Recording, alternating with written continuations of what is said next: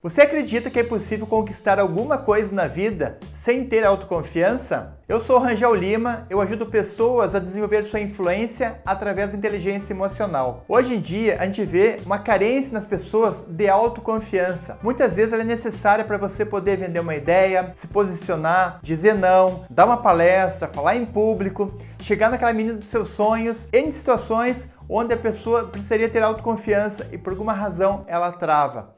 E por travar ela se fecha, ela perde a oportunidade, fica frustrada e alguém vai aproveitar as oportunidades que essa pessoa está perdendo. Até o final desse vídeo eu quero te ensinar um passo a passo de como você pode aumentar a sua autoconfiança. Em primeiro lugar, eu quero te dizer que a autoconfiança é essencial para tudo na vida. Vamos imaginar um empreendedor.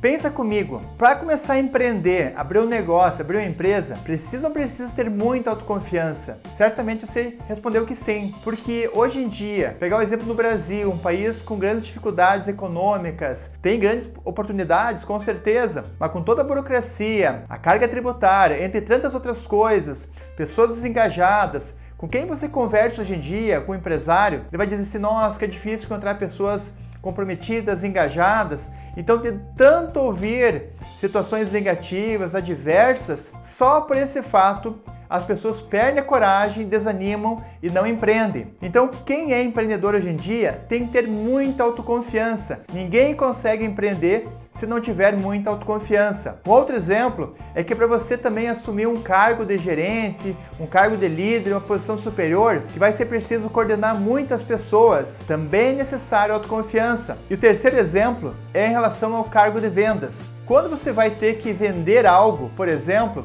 aí sim que a autoconfiança vai ser posta em prova. E eu me refiro aqui a vendas, não aquele vendedor de balcão que apenas recebe um pedido, que recebe um cliente numa farmácia e entrega um produto. Eu me refiro aqui ao vendedor que vai de porta em porta, o vendedor pitbull que vai atrás da caça, que vai atrás do cliente. Então você tem que abordar um cliente, abordar uma pessoa na rua, abordar numa empresa, fazer uma ligação, sentar à frente a um grande diretor, um grande executivo. E isso precisa muita autoconfiança. Há quem diga que a autoconfiança ela é a habilidade principal para todas as outras, porque sem autoconfiança a gente não consegue fazer nada. E o primeiro passo para a gente começar a trabalhar a nossa autoconfiança é tomar consciência do que me falta. Qual é o gatilho, qual é a situação que me falta autoconfiança? A gente pode ter autoconfiança por uma série de coisas, mas para algumas situações, talvez a autoconfiança nos falte. Vou dar um exemplo para você bem simples. Lá em 2010, mais ou menos, eu comecei a ter que vender treinamentos na rua. Eu fazia parte de uma empresa multinacional e o requisito para mim estar tendo a condição de assumir um grupo, uma turma de líderes na cidade onde eu morava, eu precisaria montar uma turma, ou seja, vender um treinamento que custa mais de 5 mil reais, onde a pessoa tinha que se comprometer por várias semanas, abrir mão da sua agenda, família, para poder estar numa sala de aula, estar num treinamento. Então, quando eu comecei a fazer isso, eu lembro que uma das questões que nós trabalhávamos no treinamento era a autoconfiança. Eu era autoconfiante por um monte de coisa, mas naquele momento de chegar a abordar um cliente, sabe quando te dá aquele nó na garganta, que dá aquela insegurança? E aqueles primeiros 30 segundos eu dava aquela travadinha, mas depois eu andava. Só que aquilo me incomodava pra caramba. Eu ficava angustiado com aquilo, ficava assim, poxa vida, como é que eu vou vender algo quando eu mesmo me falta um pouco disso? Nesse momento eu poderia desistir e abandonar e dizer isso aqui não é pra mim, mas não foi o que eu fiz. Eu pensei, não, eu preciso vencer esse desafio, preciso trabalhar isso em mim. Então eu continuei fazendo mais visita, abordando mais pessoas. Dia a dia eu comecei a me trabalhar em todos os sentidos. Eu lembro que na época eu fazia terapia, eu fazia uma série de coisas, mas aquilo tudo não adiantava, porque muitas vezes uma terapia é muito teórica, você entende o porquê que aquilo vem e tal, mas não adianta. E eu continuei persistindo, continuei batendo de frente, enfrentando meu medo, até que 6 meses depois, quando eu estava na primeira turma, lá na frente de um grupo de mais de 30 pessoas, eu me percebi que eu estava mais autoconfiante e seguro, ou seja, aquele medo de enfrentar pessoas, talvez com autoridade, superioridade, eu não tinha mais. Então, o primeiro passo para a gente poder enfrentar o medo é encarar o problema, ter consciência dele, saber onde é que te falta confiança e você começar a enfrentar isso para que você consiga vencer esse desafio. O segundo ponto é que não adianta só você enfrentar a situação, você tem que também estar preparado. Como é que eu me preparo? Depende muito também de qual a situação que você está enfrentando. Vou dar um exemplo meu que era na área de vendas. Por exemplo, eu tinha que vender um produto que era um treinamento. Então, nesse caso, eu tinha que dominar totalmente o treinamento, o que ele trabalhava, quais eram os benefícios.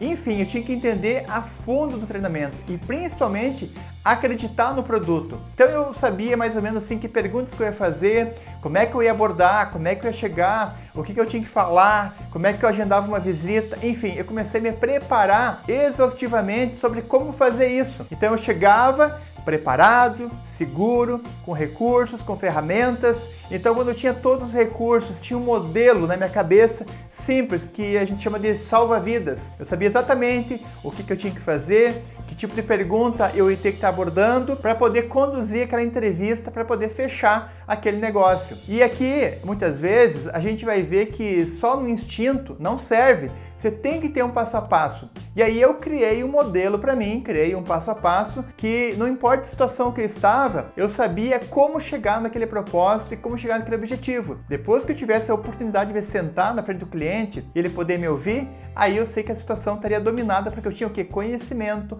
profundidade e sabia realmente o que eu estava fazendo. Então, nesse sentido, ter o recurso e o preparo adequado é fundamental para você conseguir superar esse desafio e ganhar mais autoconfiança. E o terceiro ponto que é fundamental para trabalhar a sua autoconfiança é rever as suas crenças. Lembra que eu dei um exemplo sobre vendas? Então eu tinha uma crença desde a adolescência de que eu nunca seria um vendedor, tivesse que vender eu morria de fome. De fato, para mim vender uma rifa na faculdade, não vendia nenhum número, eu tinha que comprar todos os números porque senão danou-se, né? Então, quando eu comecei a trabalhar isso, eu tinha aquela mente de que vendedor era chato, incomodava as pessoas. Então eu comecei a trabalhar isso em mim. Quem disse, né, que isso é verdade? Eu comecei a entender então que vendedor era uma pessoa que vai ajudar as pessoas a encontrar uma solução que elas desejam. E muitas vezes aí eu tive que me deparar então com as minhas crenças pessoais, de que eu não era um vendedor chato, de que eu era uma pessoa habilidosa, preparada, que eu ia ali estar trazendo uma solução, que eu ia estar trazendo uma experiência, uma transformação na vida das pessoas, que elas precisavam de mim para que eu pudesse transformar a vida delas, o negócio delas, e foi isso que eu comecei a trabalhar em mim. Então, quando vinha uma crença negativa, eu trabalhava que eu era capaz, que eu era a pessoa mais preparada para fazer isso. Então, eu comecei até a trabalhar em mim as autoafirmações. E isso na terapia cognitiva comportamental, a gente trabalha com clientes sobre autoafirmação. É mais ou menos assim. Eu dou aquele exemplo de que na PNL você diz alguma coisa, por exemplo, eu sou autoconfiante, seguro, etc. Você pode falar isso e aquilo pode não fazer muito sentido para você. Mas se você começar a repetir aquilo, eu sou bonito, eu sou inteligente, eu aprendo fácil, eu isso, eu aquilo, de tanto que você fala isso, aquilo começa a incorporar em você e você começa a abrir possibilidades e começar a fazer algumas ações, se cuidar, enfrentar medos, enfrentar situações, começar a se comunicar mais, se expor mais e etc. Então, de tanto você repetir isso, vai ancorando na tua mente, você vai se abrindo possibilidades e quando vê, você se torna mais autoconfiante. Isso funciona com a propaganda, a gente nem percebe, mas quando lança um produto novo, a gente olha o produto, primeiro ele não chama atenção, a gente nem dá bola. Mas vem um jingle, vem um ator famoso e a gente daqui a pouco começa a entender, captar aquele produto, até que daqui a pouco está consumindo o produto. E aquilo faz parte da nossa vida. E assim também é quando a gente quer reformular uma crença. Você tem que substituir crenças erradas e você vai ter que incorporar crenças mais estruturadas, que seriam experiências, livros, cursos. Quanto mais coisas você fizer que vai reforçar essas crenças fortalecedoras em você, mais você vai ganhar autoconfiança. Em resumo, para você ter autoconfiança, você vai precisar, primeiro, enfrentar os teus medos, começar a entrar em ação, porque sem ação não tem resultado. Em segundo lugar, você vai ter que ter recurso adequado, tem que ter treino, preparo. Não adianta você querer entrar no rio, numa piscina, sem saber nadar. Você tem que primeiro aprender como é que você faz isso. E quando você treina, você ganha segurança. Tem até um ditado que diz, quanto mais eu treino, mais sorte eu tenho. Então, quando você treina, você ganha mais confiança. E aí, mesmo assim, quando você vai para o jogo, você começa a ver que tem alguma crença que pode estar te atrapalhando. E aí vem um trabalho mais mental, o jogo interior, que é você trabalhar essas crenças para que ela te ajude a você andar mais rápido e não travar ou não atrapalhar o seu progresso, o seu desenvolvimento. E aí, gostou dessas dicas? Gostou desse passo a passo? Eu compartilhei contigo um pouco da minha experiência e eu sei que é difícil, cada caso é um caso, mas com autoconfiança a gente consegue ser uma pessoa muito mais leve, muito mais feliz. E eu lembro que depois daqueles 6 meses que eu estava lá naquela sala de treinamento, eu me sentia a pessoa mais feliz do mundo porque eu não tinha mais aquele travamento, aquela dificuldade, então eu comecei a me posicionar, eu comecei a dizer não, eu comecei a fazer uma série de outras coisas e minha vida foi mudando radicalmente. Por isso que eu digo que quando a gente vence o medo, a gente sente-se livre. Então eu convido você também que talvez tenha alguma dificuldade, tem que melhorar um pouco a sua autoconfiança, a poder implementar esses 3 passos na sua vida para poder ver a tua autoconfiança aumentar gradualmente. Como eu disse,